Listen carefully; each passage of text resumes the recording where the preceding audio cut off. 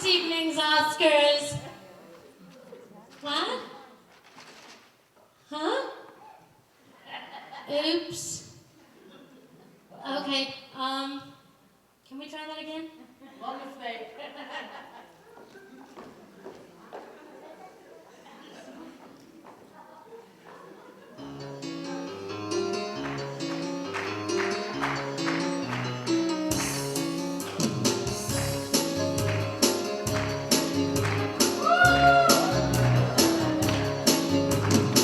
מישה נכנס לגן. מישה נכנס לגן.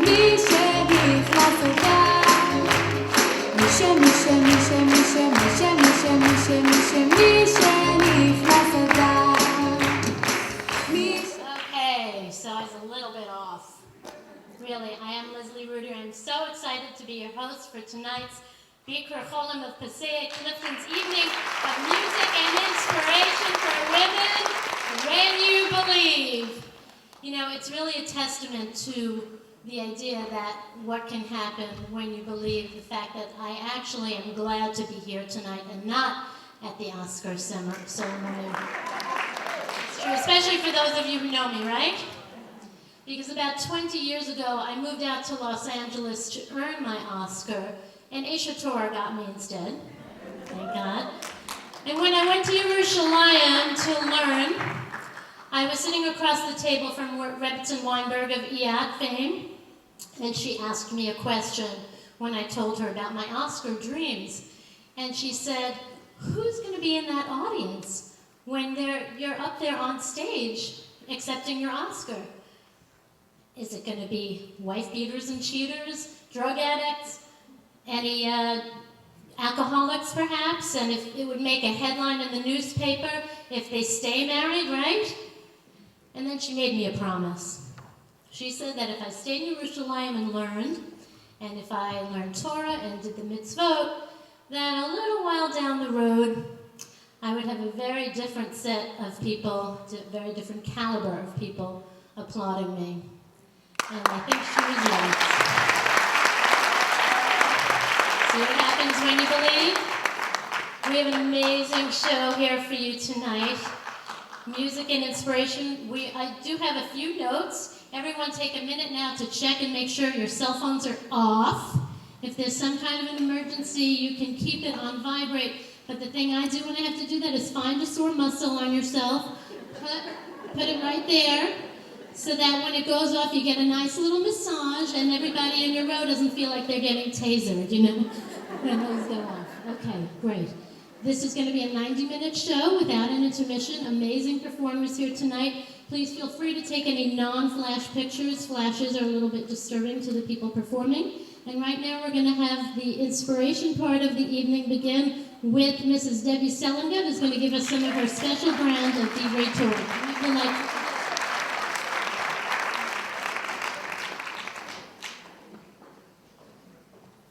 Hi, welcome everybody. Is this on? We're going to start with a parak of Tehillim for the Cholim in our community. If I can ask you to say along with me and say it together. And afterwards we'll say Yiratzon. Let's go, we'll say parak of Lamed. Those of you that have Tehillim on you, you can say it inside with us. Those of you that don't, I'm sure the words are familiar to you. Shir Ma'alos Mima'amakim Karasicha Adonai. Adonai Shema B'Koli Tiena Aznecha Kashivos L'Kol Tachananai. Im Avanos Tishmar Ya Adonai Mi Yamod. Ki Imcha Haslicha L'man Tvarei. Ki Visi Adonai Kivsa Nafshi V'Livaro Hacholti. Nafshi L'Adonai Mishamrim Laboker Shamrim Laboker. Yachel Yisrael El Adonai Ki Im Adonai HaChesed V'Harbe Imo Fidus. V'Hu Yifteh Es Yisrael Mikol V'Nasav.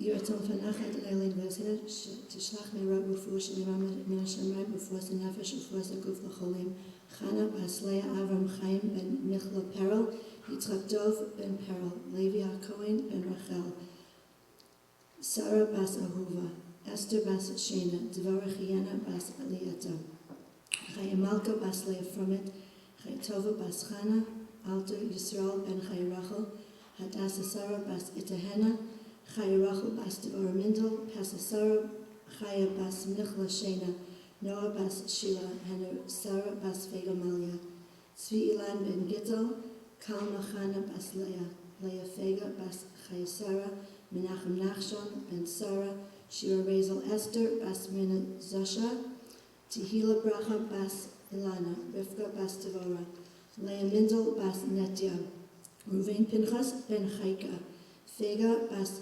Edel, Shena Bluma bas Leah, Devorah bas Chana, Meir ben Peri, Dov ben Chai Rivka bas Asnat, Rafal ben Batsheva, Hadassah Leah bas Shoshana, Simcha ben Machla, Valvo ben Barbara. B'soch Shachal Yisrael.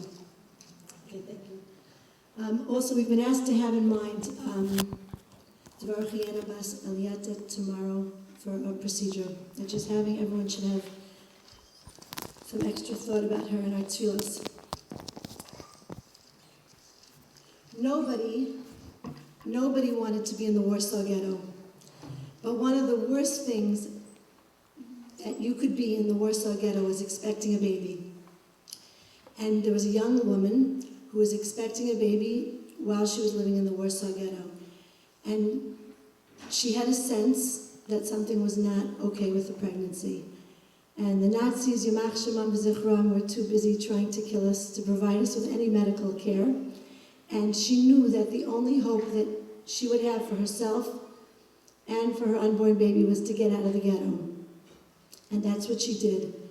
Late at night, under the cover of darkness, she left her apartment and she somehow, in her pregnant state, got herself to the wall of the ghetto and climbed over the ghetto wall and got out into the main city of Warsaw and sought out an obstetrician. She came to the obstetrician's home, a Polish female obstetrician, and the doctor examined her and told her that the only hope that she would have to live herself and for her unborn baby to live would for her to be to stay in the doctor's home and to let the doctor care for her until the end of the war. She told the doctor that that was impossible. She had left her husband in the ghetto, she had left her elderly parents, she had left her elderly in-laws, and she had left 4 other children. And there was no way that she was going to leave them in the ghetto to take care of herself. And the doctor looked at her and said, if you don't let me take care of you, there won't be a you and there won't be a baby. And she said, I can't do it. I can't do it. I can't leave my family behind those ghetto walls. And this Polish female doctor looked at her and said, when I went to medical school and when I got my degree, I took an oath. And the oath was that once I saw a patient, that was my patient. And I have an obligation to take care of you. So if you can get your parents and your in-laws and your little children out of the ghetto, you can come live with me because I owe you to take care of you. And this lady didn't know what to do. She stood there in the obstetrician's office and she knew, first of all, she knew if she went back into the ghetto, she might not get back alive. And then she knew that even if she got back alive, why would they ever agree? Why would her family agree to do it? They would be shot. They would be shot. How do you get 4 babies and 4 elderly people over the ghetto walls? But she did get back into the ghetto and she sat up with her husband for a number of nights. Should we go? Shouldn't we go? Should we go? Shouldn't we go? What are the pros and what are the cons? And after a number of nights, they came to the decision that they were going to do it. They drugged the small children and they put them in sacks. And she and her husband and the elderly parents set out for the wall of the ghetto. When they got to the wall of the ghetto, the grandfathers went over the wall first. And then her husband took child after child to the top of the wall and dropped each sleeping child in the burlap sack over the side of the wall until every child reached the other side. And then they helped the elderly women, and then they helped the pregnant woman. And they all made it over the wall of the Warsaw Ghetto. And they arrived at the home of the Polish doctor, and she had set up her basement so that this family would be able to live there. And for months, ladies, She took care of this woman, whatever she needed. She took care of food for the entire family. She removed the waste of the entire family, whatever she needed to do. And after a number of months, she delivered a healthy baby, and she had a healthy mother. This family stayed in that home until the war was over. And after the war was over, they left. And this family emigrated to America, and they moved to New York City. Many years has passed since this story happened, but a number of years ago, there was a wedding in the family. And they wanted to see if there was any chance that this Polish doctor was still alive, and if they could find her in Warsaw, and if they could get her to come to America. It was very, very difficult, but they found her, and she was alive, and she was very elderly. And they contacted her, and they said it would mean the world to them if she could travel to America to come to this wedding. She said she's elderly, the trip is difficult. They said they'll do whatever it takes to get her there. Whatever accommodation she needs, they're going to do for her. And she came to the wedding. And they took a picture at the end of the wedding. It was a Hasidic family. They took a picture, 300 people, surrounded by this old Polish doctor, this elderly lady. It was a very emotional time, and they asked this lady to please stand up and say a few words to the family. And this is what she said.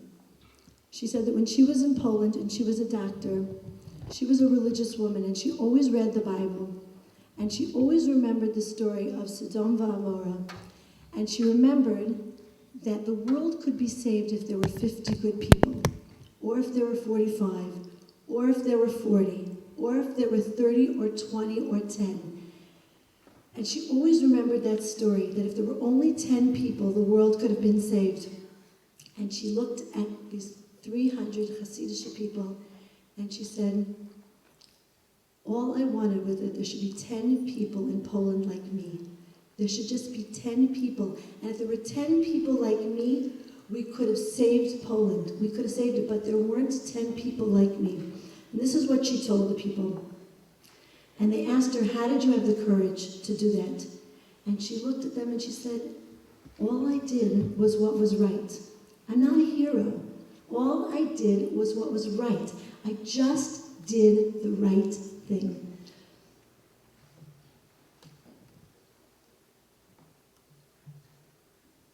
In yesterday's parsha, Moshe Rabbeinu is shown the menorah. And Hashem shows him the menorah, and the word the parsha uses is niskasheh. He didn't understand it. Niskasheh is a reflexive word, meaning he tried to understand it, and he didn't understand what to do. And Hashem he said, just throw it in the fire. They threw it in the fire, and out came the menorah. And the Mefarshim asks, the Shemoneh Tov asks, why did Hashem show it to Moshe Rabbeinu? If he was going to make it anyway, why did he show it? And the Shemoneh Tov says, you know why Hashem showed it to Moshe Rabbeinu? Because you have to have a vision of what you're doing. You have to know what you're doing. You have to have a vision of what's right and what you want to do, and you have to have a ratzon to do it. Moshe Rabbeinu had the vision. He saw what he wanted to do. He had the ratzon. He wanted to do it. Niskasheh, he tried. It was difficult for him. Once he had the ratzon and the vision, then it went into the fire and it came out a menorah. Because once we have the vision, once we have the dream of what we want to do, and we have the ratzon, we really want to do it, then al tzmach HaKadosh Baruch Hu. Hashem's going to do the rest. But what we need is the vision, and what we need is the ratzon. That's what Moshe Rabbeinu had, and that's what that Polish obstetrician had. They had a ratzon, and they had a vision. I believe that tonight we're here to support people that have both a ratzon and a vision. I know she won't take any credit, so I want to thank Raquel for everything she does.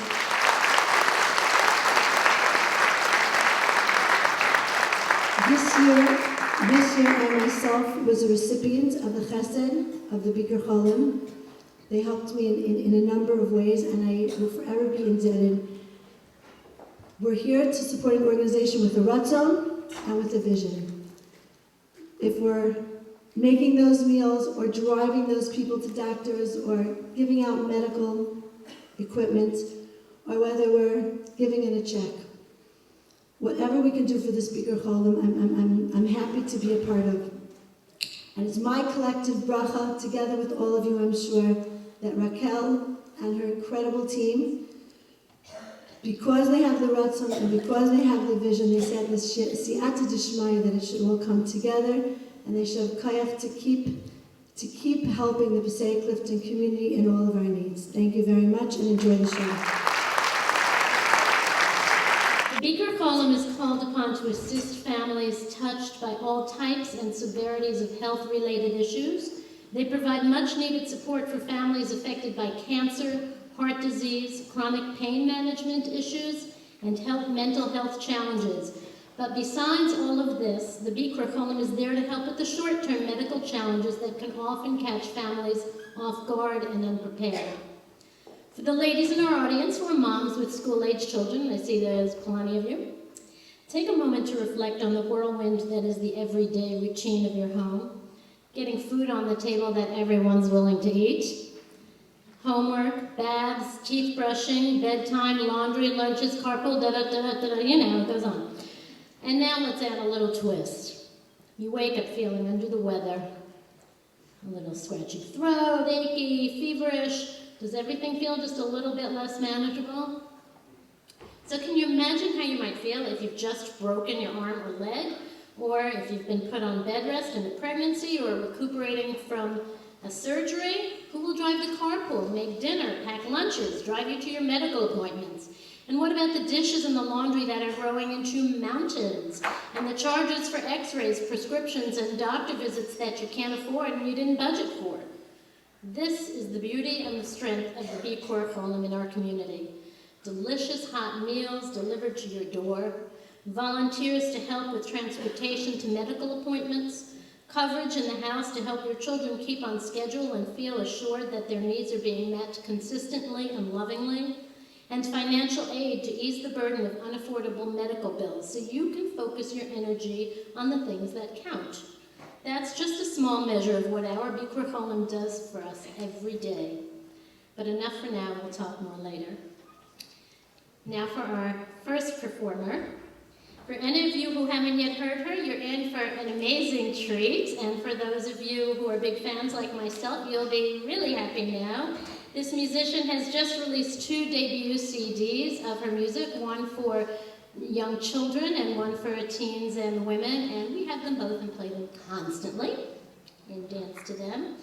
And she recorded it herself on her dining room table while her children were sleeping. Pretty wild, huh? Please welcome my favorite Jewish mama rapper and soon to be yours, Alana Greenspan. Hi, it's so nice to be here. I want to thank Raquel Hoped and Miriam Sandler for inviting me, and I want to thank everyone for coming. The first song that I'm going to do is not a funny song. It happened here in Passaic, the way I wrote it. Many of us here are zocha to attend every Tuesday the beautiful Rebbitzin Esther Bila Schwartz year that occurs at House and Sage's house. So there are men outside, and you give tzedakah to them, and then they give you bracha in Yiddish. Zay Gazan, or Gat whatever it is. So one day I took my son with me. He was 5, and he's got really big, beautiful brown eyes. And he gave the money to the man, and one of them touched him on the head and said, "Oh, the Shane Buchem with the Schwarze Eugen, the beautiful boy with the big brown eyes." And I thought, oh, that's a song.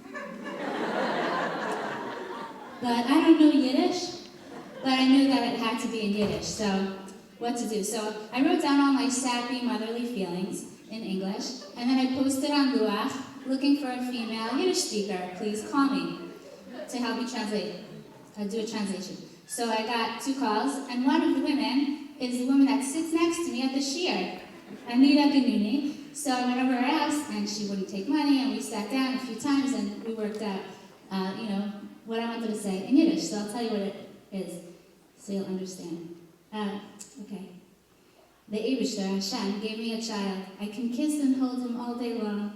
The best present you'll ever find, making me the richest person. 2 big, black, sweet eyes, the secret of the world they hold. They look at me with love and with trust. In life, where will you go? The Shana Bucher mit the schwarze Augen, the beautiful boy with the dark eyes. I see, in you we can see Hashem's love. I know I'm a typical mother, exactly like all the other Jewish mothers, thinking her son is the most handsome and smart. But I know what the Eibishter gave me. I know what the Eibishter gave me. The most handsome, the smartest, a Talmid Chacham, the best kid in the world. Thank you so much. I ask you, my Tati and Shemayim, give me everything I need to raise him, good sense and the advice of kosher women. May he go in the way of your Torah, Geshmak, with gusto. You have given me a delicious child. He's like chocolate to me. The sweetest present you could ever find, making me the richest person. The beautiful boy with the dark eyes. We see Hashem's love in you. The beautiful boy with the dark eyes. I know Hashem loves me because I have you. Okay, enough talking. And now I'm going to bring my friend and beautiful violinist Jennifer Seligman to help accompany me.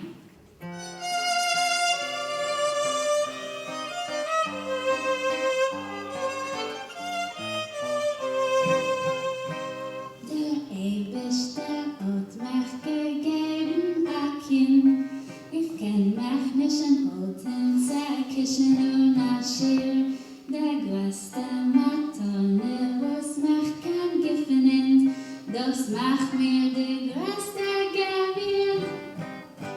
Zwei schöne, große, schwarze, süße Augen, Sekret von der Welt oben sein. Sie kicken auf mir mit Liebe und mit Bleiben, ein Leben wie man erging. Die schöne Bucher mit den schwarzen Augen, die schöne Bucher mit den schwarzen Augen, Liebe von Eibishter, mir seht auf dir, Liebe von Eibishter, mir seht auf dir.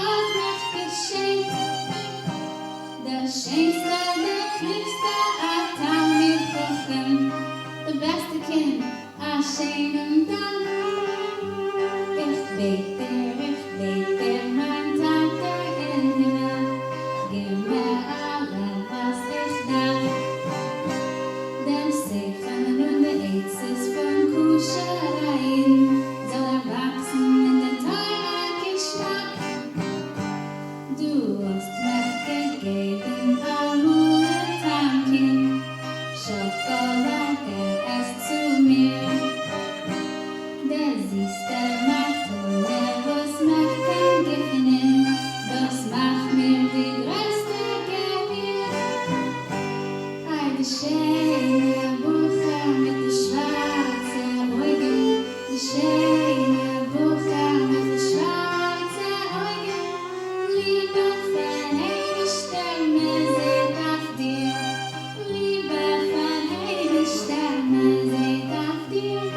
Die schöne Buche mit der schwarzen Augen, die schöne Buche mit der schwarzen Augen, weil du bist mein, ich weiß Gott hat mich lieb, weil du bist mein, ich weiß Gott hat mich lieb.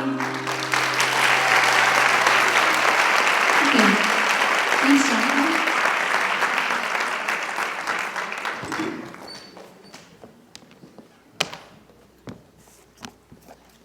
And now for something a little different.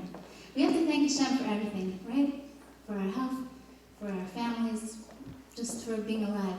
There's one person that many of us are zochet to have, but we might not always remember to thank Hashem for. So I wrote this song to thank Hashem for this very special and important person in